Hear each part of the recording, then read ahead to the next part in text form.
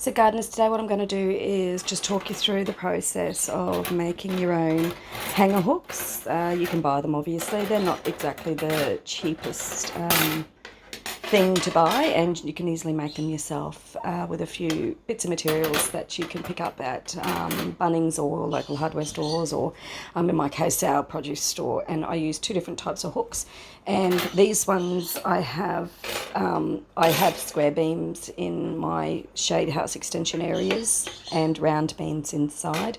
So for the square beams I need a flat topped one, so that measurement is the palm of my hand when I make it. It's not very difficult, just a simple U on the bottom, and then that gives me a 35 centimetre drop from the top of those wires, which gives me enough space to hang a bilberger and still gets plenty of light and air between the tops of them. And then at the base of them, obviously we have these hanger hooksies that each of the pots have attached to them, and they come in different sizes as well. Now from the base of the pots I also then hang another hanger, which is these S-shaped hangers that I make as well.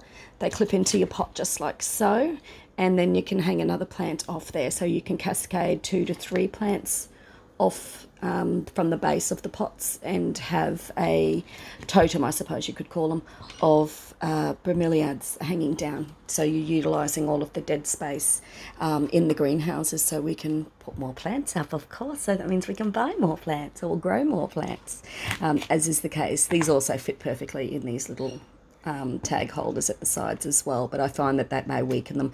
I prefer them in the pots, gives them a bit more extra support, and when you've got 2 or 3 hanging around the pot, that balances it. So easy to make them. I make them to my own measurements, so there's no actual measurements as far as how to go about doing them.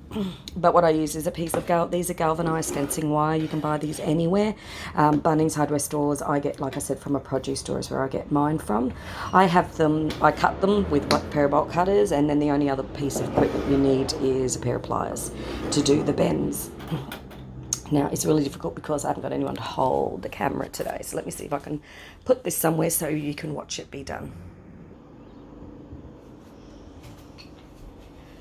So what I do is, this is the piece of galvanised wire that I've cut to the measurement that I want, and they can be different length. That way you can have your plants hanging at different heights as well.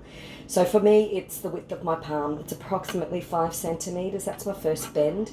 And notice there's a bend in the wire. When you cut them, you'll have that bend, but we'll get rid of that shortly.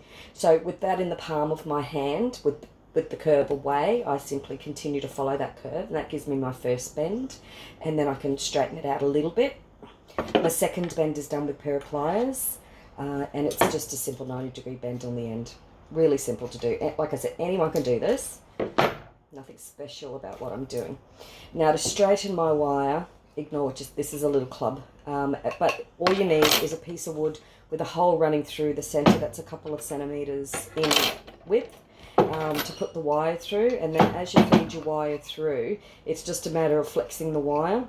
And as you're doing that, you're straightening it out again, and so that curve will disappear, and you'll end up with a nice straightened piece of wire, which is what we've got now. So now we've got our main part of the hanger. The next step is the final bit, which is the base. So again, it's just a set of pliers, probably double the width of the plier to get a large enough bend. If you do it too close, you've got a really narrow bend.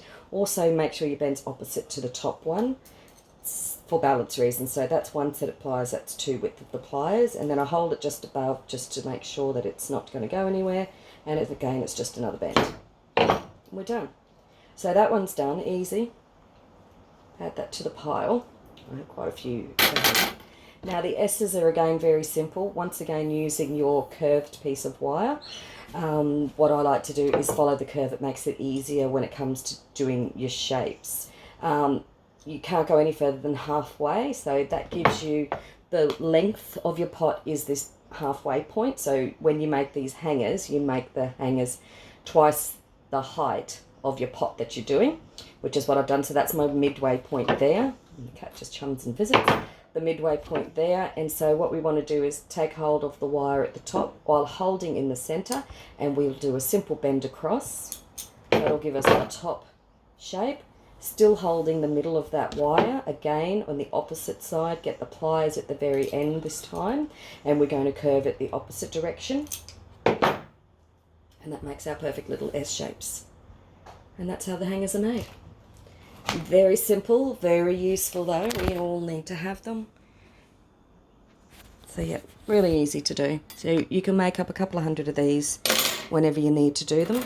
And I usually make up a stack and have them so that when it's time to repot, all I've got to do is quickly grab my wires and hang up my plants and they're out of the way.